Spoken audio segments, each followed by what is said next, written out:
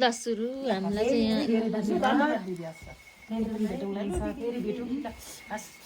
एकदमै खुसी लाग्यो ल हुन्छ फेरि भेटौँ ल एकदमै रमाइलो गर्नु पाऊँ हो नि कति रमाइलो कति खुसी लाग्ने क्या हजुर कति रमाइलो कति खुसी लाग्ने क्या हजुर हजुर हजुर धेरै बेकार रमाइलो हो यो खानु त के किन्ने बेला अलिकति यस्तो के त के रहेछ सानो गर्न रहेछ मन सफा मन सफा त्यही हो ठुलो भए यसै गरी भेटेर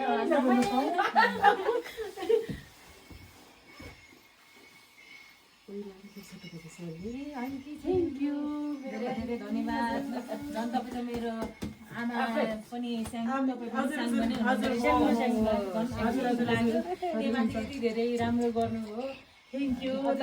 गर्दै जानु कोही आएछ भने कोही भएछ खुसी भयो क्या हामीलाई खाना पनि त्यतिकै मिठो फेरि त्यति सम्मान पनि त्यतिकै